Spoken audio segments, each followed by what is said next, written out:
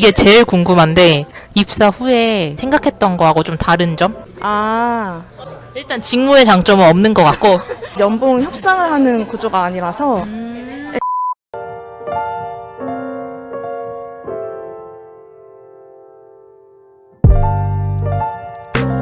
너 이름 나오면 안 되지.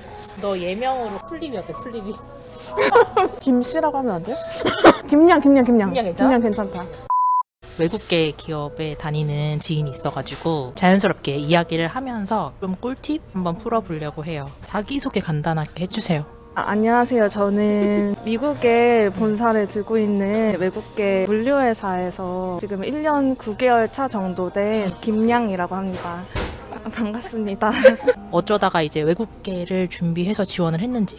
취준을 할 때부터 항상 영어를 좀 많이 쓰는 곳에서 일을 하고 싶다는 생각을 해가지고 물류나 무역회사 자체가 영어를 좀 많이 쓰게 되기도 하지만 아무래도 외국계가 가지는 특성 때문에 조금 더 영어라든지 로컬 회사보다는 더 많은 기회들이 있지 않을까라는 생각에서 영어를 많이 쓸 것 같아서 외국계를 넣었다고 했는데 생각했던 것만큼 쓰나요? 그러니까 영어를 많이 쓴다는 게 꼭 외국계 회사여서 많이 쓴다기보다는 물류 회사라는 업계 자체하고 제가 있는 이 수입 업무라는 업무 특성 때문에 영어로 하는 일이 대부분이긴 해요. 그래서 영어를 많이 쓰기는 하고 쉽게 말해서 하는 게 오퍼레이션 하는 일인가요?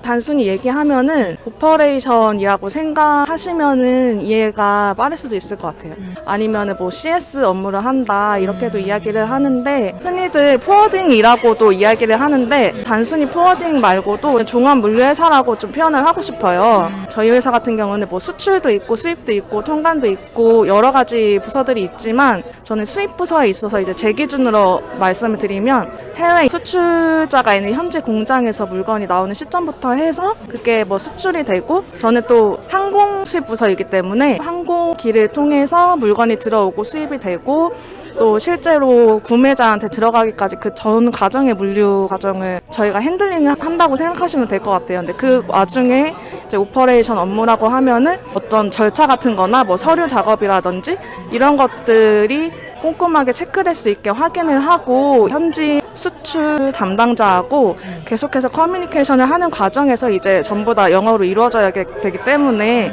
이런 것들이 제가 하는 업무라고 생각하시면 될 것 같아요. 내가 네덜란드에 있었을 때 머스크 라인인가? 근데 거기 다니는 친구가 있었는데 24시간이라서 교대 업무를 주로 하더라고. 물류나 운송 쪽은 교대 업무가 잦은 건지. 저희 회사 같은 경우는 교대 업무는 없고 9시부터 6시까지만 근무를 하는데 해운이 있고 항공이 있어요. 해운 같은 경우에는 보통 뭐 미국에서 한국에 들어오는데 몇 주씩 걸리고 이렇게 하지만 항공 같은 경우에는 아시아는 몇 시간 만에 물건이 들어와 버리고 이렇기 때문에 모든 게 빨리빨리 진행이 되어야 돼서 주말 당직은 있어요. 이런 당직만 있고 저희는 교대 근무가 없어서 영어를 얼만큼 해야 되는지 혹은 뭐 무역 자격증이 굳이 있어야 되는지 그런 것도 궁금한데. 저 같은 경우는 이제 원래 학교 다닐 때부터 무역에 관심이 많아서 무역 자격증도 몇 가지 있고 했는데 사실 자격증은 회사에서는 그냥 정말로 관심의 정도로만 생각을 하시는 것 같아요. 그게 취업을 하는데 뽑히는데 결정적인 역할을 하는 건 아닌 것 같고 물류업계에서 중요하게 생각하는 거는 모든 게 긴급하고 빨리빨리 해야 되고 저희가 표현하기로는 심장이 쪼이는 것 같은 숨 막히는 그런 긴장감들이 있어요. 왜냐면 신속 정확이 정말 중요시 되어야 되는 일이어서 그런 과정에서 이제 고객들이나 커뮤니케이션 하는 데 있어서 얼마나 이 사람이 조금 더 내공이 있는 사람인가 이런 것들을 저희 회사는 오히려 좀 많이 보는 것 같아요. 그러니까 저 같은 경우에도 경력은 많이 없었는데 경력은 사실 저는 이런 얘기 해도 될까요? 공무원 시험 준비를 오래 해서 취업도 많이 늦었고 그래가지고 경력이 정말 없다시피 했는데 아르바이트를 많이 했었어요. 그런 이야기를 다 풀어가지고 면접 볼 때 이야기를 많이 했던 게 되게 도움이 많이 됐었던 것 같아요. 영어는 발음이 좋고 이럴 정도로 많이 해야 될 필요는 없지만 의사소통이 바로바로 이렇게 말을 만들어서 할 수 있는 정도는 되어야 될 것 같아요. 내가 맨날 유튜브 통해서 하는 말 중에 하나가 아무리 경력이 없어도 말을 어떻게 버무리냐에 따라서 잘 쓸 수 있다. 근데 동의하지? 그거는 진짜 동의하는 것 같아요. 그러니까 본인이 경험을 이 정도를 했는데 이거를 이 회사의 직무에 맞춰서 어떻게 본인이 잘 살리느냐가 진짜 너무 중요한 것 같아요. 아르바이트 한 것도 어떻게 그러니까 포장하고 잘 쓰냐에 따라서 외국계잖아요. 한국에 그러면 외국인 직원 있어요? 저희는 외국인 직원이 없습니다. 외국계임에도 불구하고 없는 회사도 종종 있다는 거. 꽤 많은 것 같아요. 네, 근데 사실 외국계라고 해서 굳이 외국인이 있을 필요도 없고 거의 뭐 한국인들이 일을 한다고 보면 생각하시면 될 것 같아요. 네. 이게 제일 궁금한데 입사 후에 본인이 생각했던 거하고 좀 다른 점? 장단점. 단점은 처음에 들어왔을 때 생각한 것에 비해서 큰 일이 아니었어요. 그러니까 제가 생각한 거에 비해서 반복적인 업무가 많다고 처음에는 느꼈어요. 오퍼레이션 업무라는 것이 사무직이고 좀 반복적인 일이 많은 건 사실인 것 같아요. 그리고 장점이라고 하면 일단 직무의 장점은 없는 것 같고 직무의 장점은 외국계 장점은 100여 개 국가에 한 360개 정도 지사가 있어요. 그러다 보니까 그거를 총괄하는 이제 본사가 있고 그 전 직원의 우리 서비스의 품질을 유지하기 위해서 맞춰야 되는 어떤 퀄리티 같은 것들을 하기 위해서 교육 시스템도 굉장히 잘 되어 있고 뭔가 굉장히 풀어서 얘기했는데 딱 정리하면은 교육적인 부분이 장점이다. 그 외의 장점.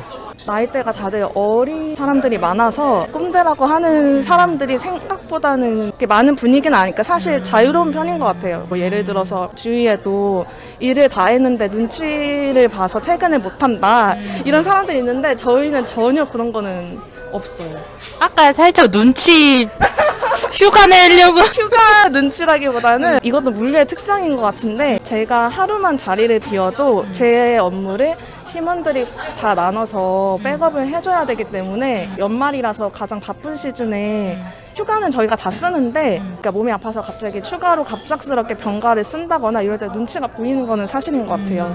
그거는 다른 회사도 다 그럴 것 같고 휴가 낼 때 눈치 안 보는 사람은 없을 것 같긴 해요. 네. 어떤 성향의 사람이 잘 맞을 것 같은지 그냥 본인의 생각. 처음에 입사했을 때부터 부장님이 저한테 여러 번 그런 말씀을 하셨는데 자기 생각을 이야기하는 사람이 좋다고 본인 생각이 있으면 얘기를 정확하게 해줬으면 좋겠다. 약간은 자기 주도적이고 본인의 의견을 말할 수 있는 사람을 좀 선호하는 거고 그런 성향의 사람이 잘 맞을 것 같다라는 얘기인 거죠. 맞나요?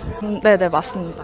아니, 나 한국계 그 여행사 다닐 때는 그러지 못했거든. 완전 군대 문화여서 그게 조금 다르네. 코로나잖아요. 회사 분위기가 어떤지 그리고 어떤 식으로 일하고 있는지. 코로나가 심각하다는 걸 이제 막 사람들이 느끼게 되는 시점에 입사를 했는데 그때부터 벌써 50% 재택 비율을 유지해가지고 재택을 순환하면서 진행을 하고 있었어요. 그게 아직까지도 유지가 되고 있고 입사한 지 약 2년 차죠? 만 2년. 그쵸. 그러면은 완전 신입에서 벗어난 거네요. 그때랑 뭔가 마음가짐 달라진 게 있어요?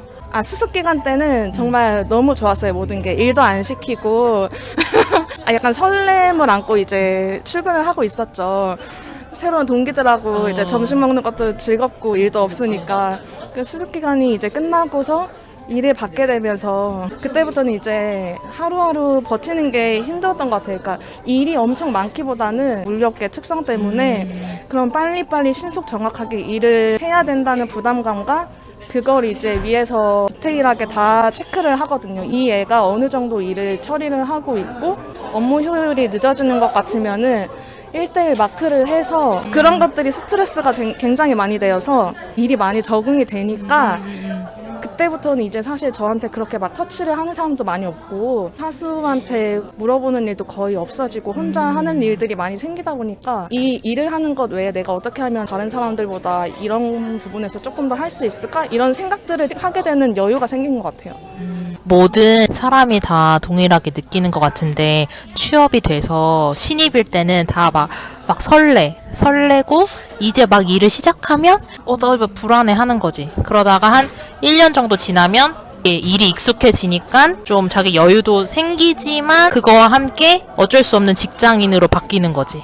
빨리 집에 가서 쉬고 싶고. 계약직으로 시작해서 정규직이 되는 외국계도 많은데 물류 쪽은 어떤지 궁금하고 연봉을 1년마다 협상하는지. 회사마다 많이 다를 것 같기는 한데 정규직도 많이 뽑아요. 그러니까 저는 어쨌든 정규직으로 들어왔고 정규직을 기반으로 하되 계약직으로도 사람을 필요할 때는 이제 뽑고 있는 것 같아요. 네. 정규직으로 전환되나요? 전환이 된 케이스가 있다고는 듣기는 했어요. 그런데 거의 없다고 보시면 되고 애초에 정규직을 뽑을 때 지원해서 되던가 계약직으로 들어가면 정규직 전환은 어렵다. 이 김양의 회사는. 연봉 협상은 저희는 연봉 협상을 하는 구조가 아니라서 네, 연봉이 정해져 있고 상여금이 많이 들어오는 구조로 되어 있어요. 그래서 항상 월급이 똑같이 들어오는 건 아니고 사원에서 대리에서 뭐 과장 이렇게 직급이 올라가면 연봉이 오르는 거고.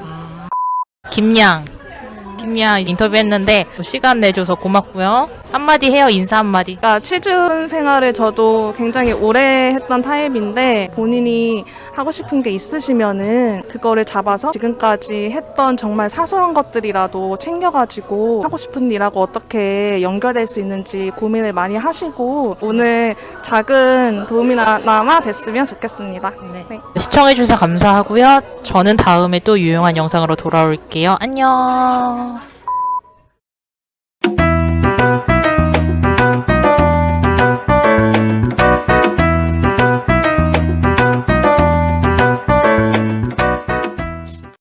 난 어딜 봐야 돼? 카메라를 봐요? 너 그냥 나 보고 봐도 되고. 오. 시간이 참 빠르죠? 아니 편안하게. 무슨 말을 하고 있었죠?